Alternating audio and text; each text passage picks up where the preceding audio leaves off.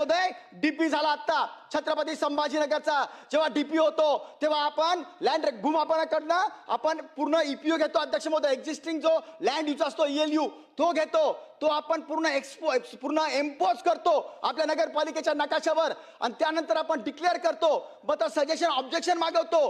हे सगळं त्यांनी बेकायदेशीर कारण भूमापन मला मी पत्र दिलं एका मंत्री महोदयांनी.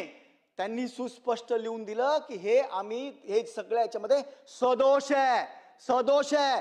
मनाप्रमाणे जेव्हा हे सजेशन ऑब्जेक्शन झाले, हेअरिंग झाल्यानंतर मायनर मॉडिफिकेशन म्हणजे समजा आता कर्वेचर आहे त्याला आपण स्क्वेअर करून घेतलं. छोटे छोटे करायच्या जागेवर मोठे आरक्षण आणखीन अध्यक्ष महोदय यांनी टाकून ठेवले.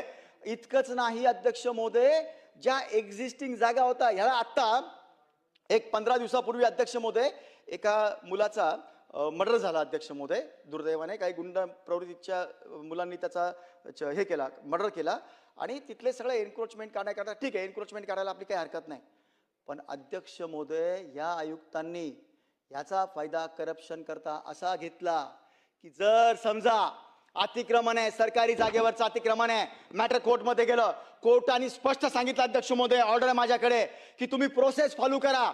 जर नवीन असेल तर ऍक्विजिशन करा, मालकीचं असेल तर त्याचे तुम्ही पूर्ण प्रोसेस फॉलो करा. परंतु अजिबात नाही, असं दादासारखे 50-50 जेसीबी घेऊन निघाले.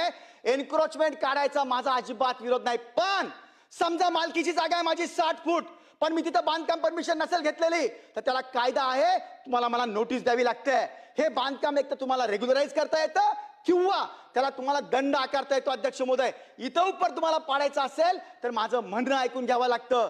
गोर गरिबांची घरं अध्यक्ष महोदय त्यांच्या स्वतःच्या मालकीच्या जागेमध्ये यांनी सगळं बुलडोजर आणि सगळं जेसीबी लावून अध्यक्ष महोदय काढलं. आता डीपी प्लॅन जो सदोष डीपी प्लॅन यांनी एक्सपोज केला, बाहेर एक्सप्लोर केला अध्यक्ष महोदय, त्यामध्ये 30 मीटरचे रोड जे 20 वर्षापूर्वी फायनल झालेले होते, बिल्डिंग परमिशन देण्यात आलेल्या होत्या, त्या बिल्डिंग परमिशनच्या ठिकाणी यांनी 45 मीटरचा रोड अध्यक्ष महोदय दाखवला. डीपी मध्ये दाखवल्यानंतर तुम्हाला समोरवाल्याकडनं ती लँड ऍक्विजिशन करून घ्यावी लागेल, नोटीस द्यावी लागेल, त्यांना मुआवजा द्यावी लागेल, मोजून घ्यावी लागेल.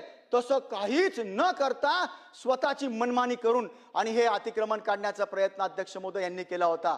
एक म्हणजे कोणतीही गोष्ट येऊन भेटणे म्हणजे बुरट्या चोऱ्या, खंडण्या मागणे, दरोडे टाकणे, अशा प्रकारच्या सिंधी कॉलनीमध्ये एका ग्रहस्थाचा अध्यक्ष भावाभावामध्ये एक त्यांनी मार्जिन फक्त वाढवली, त्यांच्यावर एफआयआर टाकली. एफआयआर टाकून अध्यक्ष महोदय पैशाचा